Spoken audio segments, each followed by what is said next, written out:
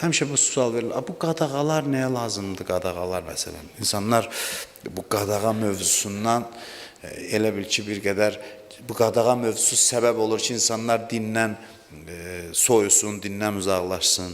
Səthi baxanda bəli, qadağalar insanı uzaqlaşdırır dindən, səthi baxsan. Amma diqqətlə, təhlillə, ağılla baxsan, görərsən ki, bu qadağalarda böyük bir sirlər var, gözəlliklər gizlənib. Sən insanın, vücudun dünyaya gəldiyin andan لَقَدْ خَلَقْنَا الْاِنْسَانِ فِي أَحْسَنِ təqvim. Biz insanı ən gözəl biçimdə yaratdıq.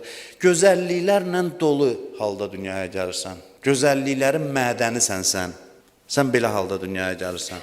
Sənə deyirlər ki, sadəcə imkan vermə bu gözəlliyə zərbə dəysin və inkişafın zirvəsinə ucal. Bu gözəlliklərə söykənib, bu gözəlliklərə arxalanıb, bu gözəlliklərdən çıxış edib yəni.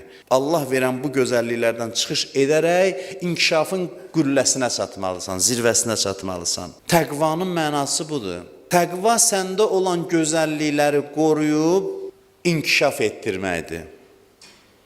Ona görə Quranda bu qədər çox danışılır. Orucluq haqqında da, Ramazan ayı haqqında danışarkən orucun fəlsəfəsini bir cümlədə bəyan edir. لَعَلَّكُمْ تَتَّقُونَ. Oruc sizə vacib edildi, bəlkə təqvalı olasınız, təqvalı.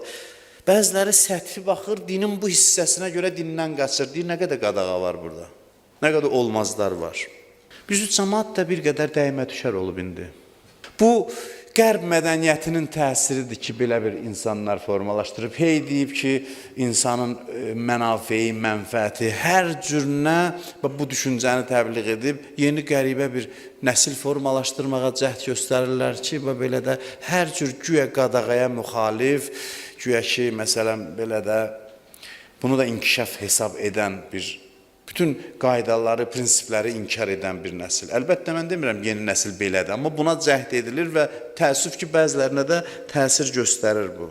Görürsən ki, zarafat eləyirlər bəziləri, hətta dindarların içində də var. Bəzən gileylənir, gileyini zarafatla deyir, hədən nə ləzzətli şey var, hamısı haramdır, məsələn. Falan, nə oldu, falan şey də haram oldu, falan şey də haram oldu. Bu, bir həddə qədər zarafat olsa yaxşıdır. Amma bir həddən çox, elə hey sənin zarafat mövzun bu olursa, görünür ki, sənin içində bir etiraz var, onu cürət eləmirsən, başqa cür deyəsən.